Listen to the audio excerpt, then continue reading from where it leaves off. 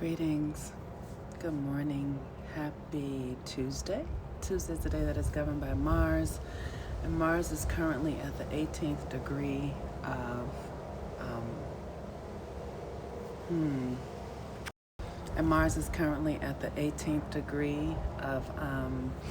Libra, which is the 18th degree is focus. And Mars, the Sun, and Mercury are all in Libra right now, and Mercury's in retrograde. So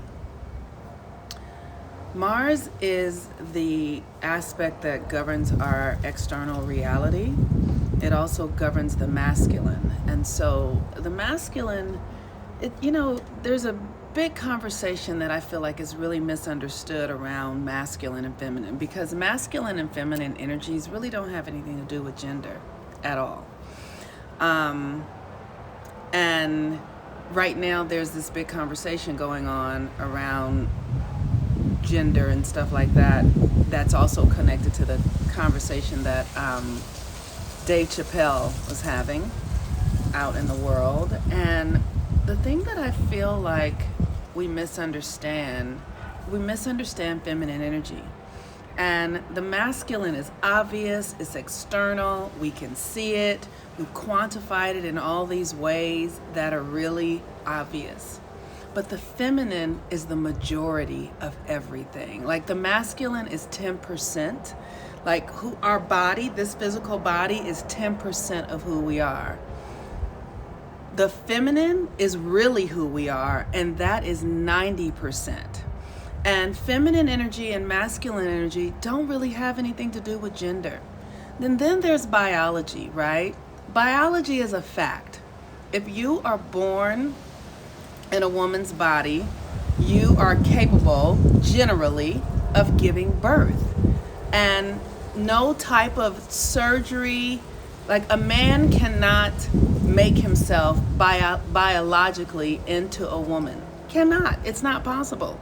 So gender, like biology is a fact, but gender is not a fact. Gender is energy.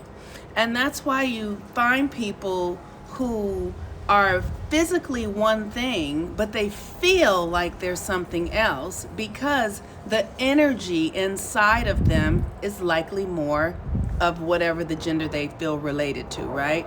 So for instance, yesterday I was saying that like I have a lot of feminine energy. I am a Virgo. Virgo is feminine in nature. Pisces, feminine in nature.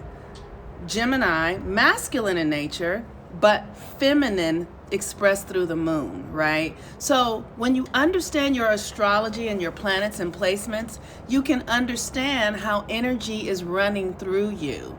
And that energy is either feminine or masculine. So a woman can be, a woman in a biological woman's body, right? But she might be an Aquarius with a Gemini rising and a Leo moon, all masculine energies. And so she would lean more towards masculine ways of being, masculine energy, more external, more focused on the external, more active, more focused on getting and things like that. But a woman who has a lot of feminine energy, or a man can be in a physical man's body, but then he can have a lot of feminine energy. Maybe he is a Pisces with a Virgo rising and a Capricorn Moon or something like that. So then all of his internal energies would run feminine. So he might be more inclined towards internal things, towards internal ways of being. And because we are not willing to have conversations that are progressive around how these energies really work, we are really doing a lot of harm to ourselves and one another through just unkindness and ignorance and not being willing to be open at the top. Because as human beings, there is an evolutionary thing that's happening, and we're evolving right now. We're in a evolutionary frequency where our old ways of being and belief systems are dying and our new ones are coming. One of the things that we have done really incorrectly, we did what we did, but we sort of gave gender, like, if you're a girl you should like pink and you should do these things and this is what girls do, and if you're a boy then these things. And I watched it when I was raising a child myself. I was like, wow, this is so fascinating how, like, children from like 0 to 3, there is no real different thing that goes on. But then when boys hit a certain age, like 3 or 4, something happens where we sort of have said being a girl is weak, being a girl is not fun, being a girl is like we've really delineated the feminine as the weaker sex. So then through the subconscious programming, boys they start to do something else. And I think that's probably starting to change, but it's just problematic that we have drawn this delineation between like how boys should behave and how girls should behave, because the energies don't follow that, is what I'm trying to say. The energies are much more nuanced and much more fluid than our behavior and our identifications, our identity assuming and things like that. They're not as nuanced, but really this is a far more nuanced conversation and way of being than what we allow ourselves to actually express. So today is a Mars day. Mars is at currently at the 18th degree of it's currently at the 18th degree of Libra, and Libra is about partnership, right? So Mars is asking us to look at the way we relate through our masculine energy, our attractions, right? Our attractions, how we assert ourselves, how we move through the earth, how do we connect with others, what is the way that we do it. So for me personally, my tendency is I am a much more internal person. So my connections happen internally first. And then, because that is the feminine, that's how I function. I function more through the feminine, right? I function more through how I feel about someone, how I experience the energy between me and someone. I'm not as focused on, well, how much money does he make, or what does she do for me, or what, like, those are external things. Nothing wrong with it. It's just how you tend to lean into the energy, right? So for me, my energy is much more feminine. So I'm much more interested in my intuition and how do I feel and what's my intuition saying about this person, and I'm listening to what they're saying and seeing how they make me feel and all of those sort of things. That's feminine energy. But for someone who's much more masculine, they're going to look at the external world in their relationships, and does this person make a certain money? Do they look a certain way? Do they speak a certain way? Do they have a certain amount of things? That's all masculine stuff. And we tend to, in our culture, be more driven by masculine because it's external, because you can see it. It's easy, right? It's just there. It's like, oh, this person looks a certain way. Oh, this person has certain things. Oh, this person, can move through the world in these certain ways. And that's the masculine energy. But what we forget is really what's going on internally. And in the internal power, the feminine power is really the real power. It's because everything in the invisible is coming into the external sooner or later. And the feminine is, like I said, it's 90% really of who we are. That's why when a woman gets pregnant, for the first, 3 weeks or so of her pregnancy, the fetus is always feminine. It's always female initially, because everything comes from the feminine. And so until we can become a culture and a people who really are willing to rely on the unseen and trust our feelings and our intuition and, the unseen world as much or more than we do the external, we're going to continue to be in these power struggles and in these very divisive conversations that really are keeping us from understanding the truth of what's available to us. Because feminine power is the creative power of all things. It is the magic. It is the mystical. And to deny it and suppress it is what keeps us stuck, because we're so focused on the external. And the external is already dead. That's all I can say. Like, if it's, whatever it is, right? So somebody created this jumper that I'm wearing. And so that is an already finished thing. But the internal, the feminine, is infinite. It's an eternal source of energy. And so we always have to go back to the feminine in order to reorganize the external, because the feminine is where everything comes from. So I don't know. I hope that made sense. But so today, it's with the Mars in Libra, we want to really look at how we create our external world. Like, what are the ways in which we do it? What are we drawn to? What are we magnetized by? What do we create? What is, what motivates us? What inspires us? And in our relationships, because it's Libra, it's about relationship, you want to look at, what really calls you to the people that you are in business with, or that you are in romantic connections with. What brings you to those experiences? Is it much more, is it an internal thing?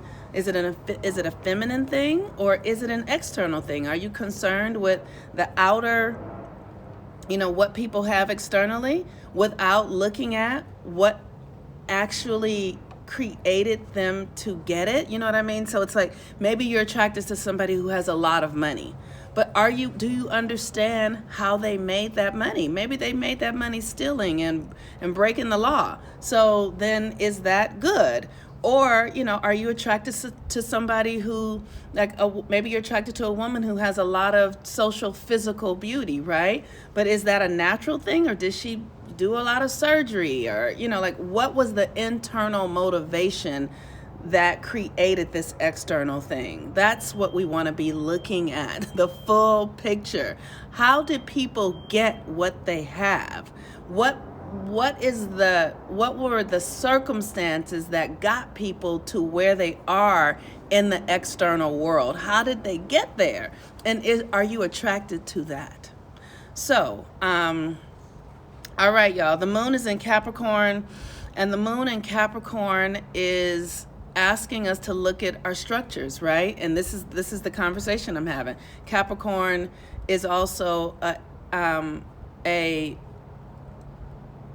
cardinal sign, which is about changes, and the moon is now going to be in Capricorn, and it squares Libra. So really what we're looking at is creating new mindset, new structures around our relationships, right? Like I said, what is it that drives you to attraction, and for some people, I know for me, it's really an internal thing. Like, if I feel something with somebody, I just feel it. Like, it doesn't even have anything to do with their external stuff. I either feel it or I don't. I have a partner right now that when I met them, I actually felt nothing. I literally was just like in their company and hung out for a while and just didn't feel anything. We actually rode in an Uber home from Malibu, which is like 45 minutes from where I live, and we rode home together, and I didn't even talk to him because I didn't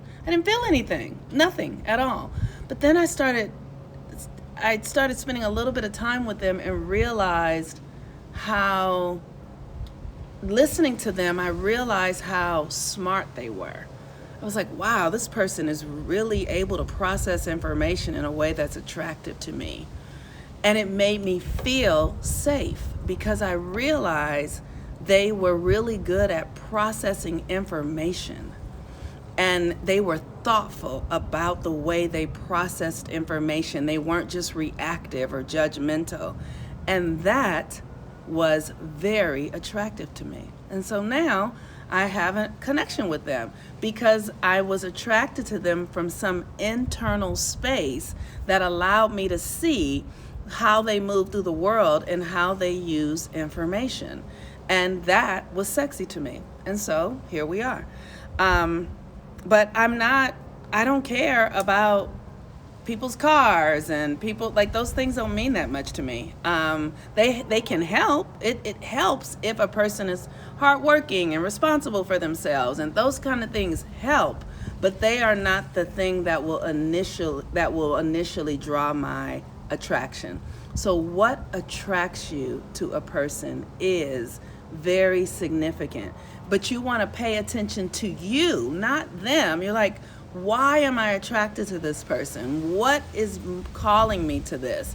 And you want to, and if you have relationships that are really challenging and that you can't seem to actually create progress in, ask, what drew me to this person? Why am I drawn to somebody where there is conflict or there is not, the ease? Like, see what the energies are, because the energies don't lie.